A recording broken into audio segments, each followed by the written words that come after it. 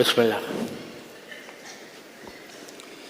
بسم الله الرحمن الرحيم. الحمد لله رب العالمين والعاقبة للمتقين، والصلاة والسلام على سيد الأنبياء والمرسلين وعلى آله وصحبه أجمعين وعلى كل من تبعهم بإحسان إلى يوم الدين. أما بعد، فضيلة شيخنا شيخ الإسلام والمسلمين العلامة الفقيه المحدث محمد تقي العثماني حفظكم الله تعالى ورعاكم ومتعنا بعلومكم وبركاتكم آمين.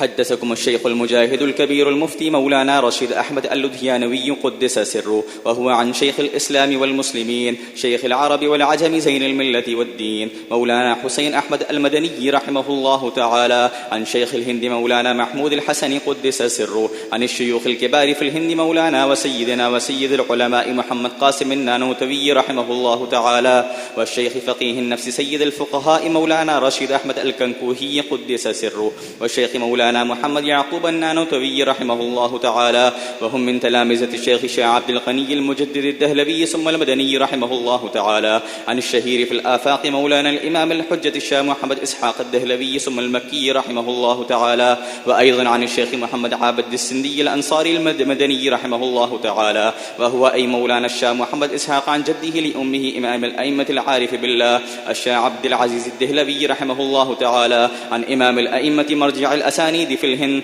إمام المنقول والمعقول مولانا الشاه ولي الله الدهلوي بن مولانا الشاه عبد الرحيم رحمهم الله تعالى.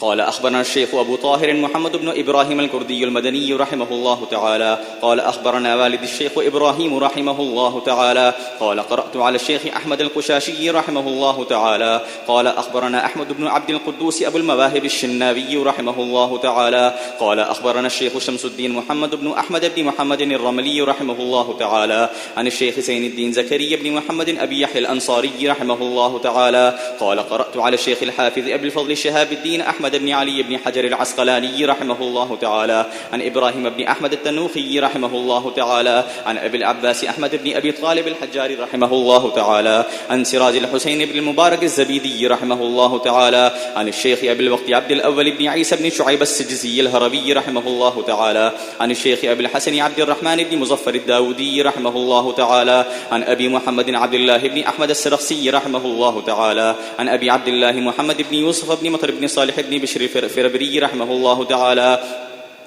عن مؤلفه أمير المؤمنين في الحديث الإمام الهمام الحافظ الحجة أبي عبد الله محمد بن إسماعيل بن إبراهيم المغيرة بن بردزبة الجعفي اليماني البخاري رحمه الله تعالى ونفعنا بعلومهم وبركاتهم آمين.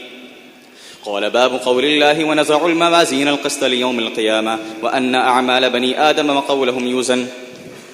وقال مجاهد القسطاس والعدل بالرومية، ويقال القسط مصدر المقسط وهو العادل، وأما القاسط فهو الجائر. وبه قال حدثنا أحمد بن إشكاب قال حدثنا محمد بن فضيل عن عمارة بن القعقاع عن أبي زرعة عن أبي هريرة رضي الله تعالى عنه وعنهم قال قال النبي صلى الله عليه وسلم كلمتان حبيبتان إلى الرحمن خفيفتان على اللسان ثقيلتان في الميزان سبحان الله وبحمده سبحان الله العظيم.